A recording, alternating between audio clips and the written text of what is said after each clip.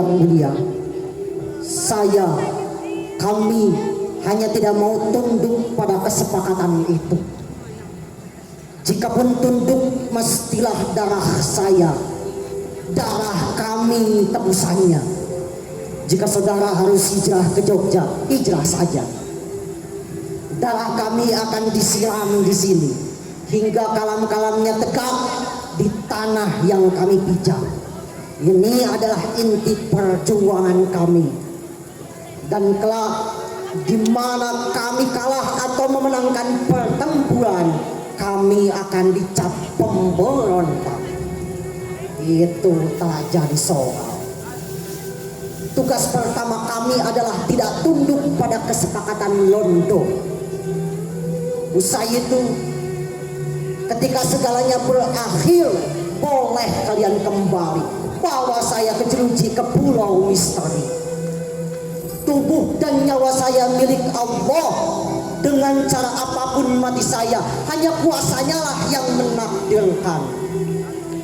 Tolong sampaikan kepada karib saya yang kebetulan berseberangan.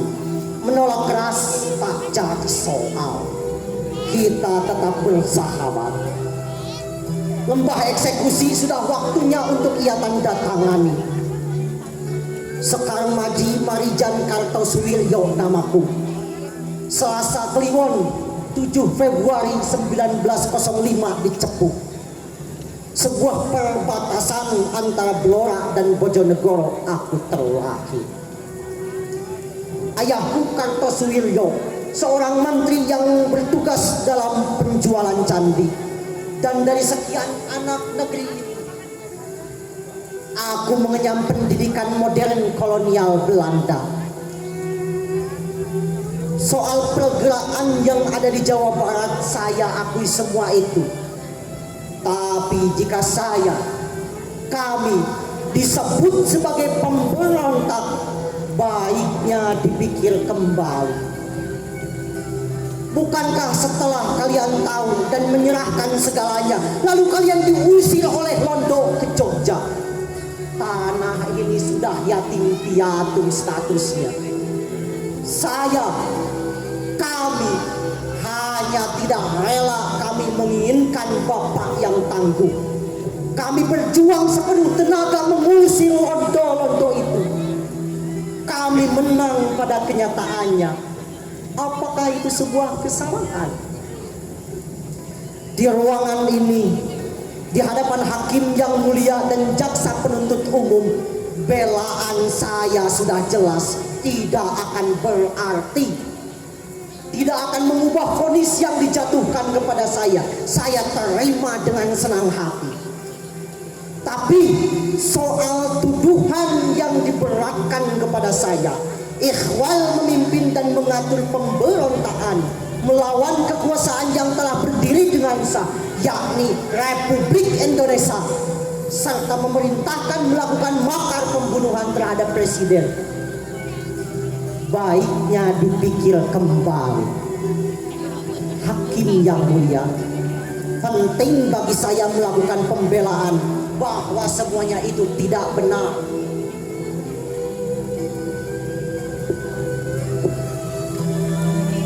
Senyata-nyatanya hanya rekayasa yang disusun begitu cantik untuk menjatuhkan hukuman terberat kepada saya.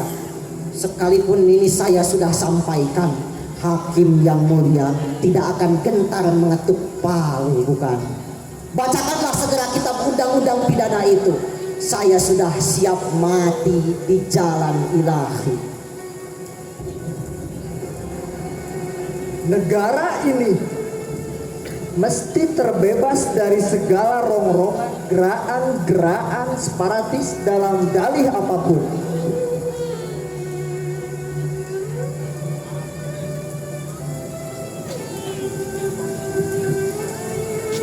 Bangsa ini tidak berdiri lantaran satu kultur, agama, dan suku. Tidak ada alasan lain yang bisa diterima lagi oleh akal sehat selain menjunjung tinggi nilai nasionalisme yang termaktub dalam 5 dasar negara ini, Pancasila. Duhai karibku yang baik, Sungguh elok ucapanmu. Tetapi penghambaanku bukan hanya pada produk hukum manusia yang mudah dimanipulasi oleh kepentingan politik barat. Di balik itu semua, betapa besarnya kekuatan komunis yang mendorong semangat nasionalis karibku. Mereka hanya berkepentingan menenggelamkan ideologi syar'i yang aku cita-citakan. Tetapi seandainya kami hancur atas izin Allah, betapa besarnya kekuatan komunis itu akan kembali memukul pundakmu karibku.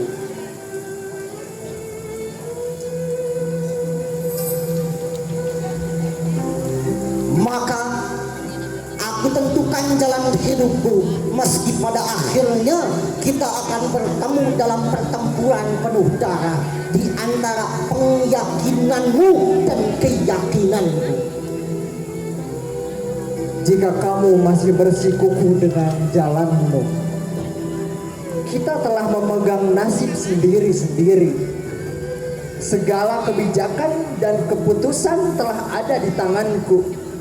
Aku bertindak demi kepentingan rakyat atas segala semua golongan, demi keutuhan negara kesatuan Republik Indonesia.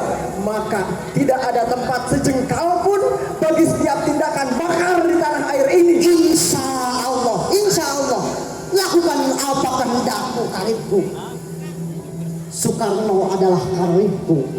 Sejak 1918 kami bekerja bahu-membahu bersama Pak Cokro Aminoto demi kejayaan tanah air Indonesia.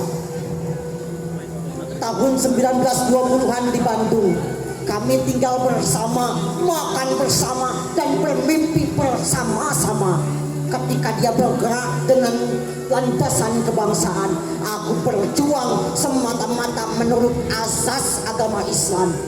Sejak itulah kami mulai berseberangan. Gerakan yang dipelopori Kartosuwiryo adalah gerakan pemberontakan DITII yang membawa agama ideologis sebagai dasarnya adalah sesuatu hal yang melenceng. Terlebih berfalsafah mendirikan negara Islam Indonesia. Gerakan ini harus secepatnya dihentikan. Kusno Sosrodihardjo, nama lahirku. Soekarno, nama lahirku. Kamis 6 Juni 1901 di Blitar, tempat lahirku. Kartosuwiryo adalah teman baikku. Kami mulai berseberangan ketika dia berjuang dengan asas agama Islam dan telah memproklamirkan negara Islam Indonesia pada tanggal 7 Agustus 1949 di Tasikmalaya. Aku, Presiden Republik Indonesia, adalah Muslim, pemeluk teguh agama Islam, dan Gusti Allah adalah Tuhanku. Dan memerangi pemikiran-pemikiran kawan baikku tidak berarti memusuhi agamaku. Aku perintahkan, tangkap kawan baikku itu. Karibku yang baik, kamu menang, tapi aku tidak merasa kalah. Keyakinanku ini akan kupertanggungjawabkan penuh di hadapan penciptaku. Tentaramu telah berhasil menangkap kami. Kami tersenyum dan insya Allah bawa dan adililah kami. 4 Juni 1962 kami ditangkap. Satu kompi batalion Kujang 2 Siliwangi berhasil menangkap kami di Gunung Sangkar dan Gunung Kidul. Apa yang bisa disesalkan dalam kehidupan ini selain menyaksikan kawan sendiri mesti mati dan kita tidak bisa berbuat apa-apa? Begitulah yang kualami saat ini. 17 Agustus 1962 kawanku sampai kepada putusan eksekusi mati pengadilan Mahkamah Militer. dengan pandangan negara kesatuan Republik Indonesia. Berarti kawanku harus kutolak?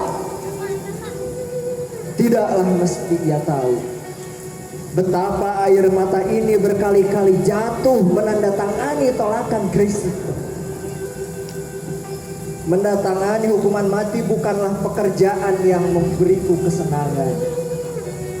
Tetapi sungguh pun demikian, seorang pemimpin harus bertindak tanpa memikirkan betapa pahitnya kenyataan yang harus ia hadapi. Kawanku mesti mati karena sebaris tinta jauh di kertas ini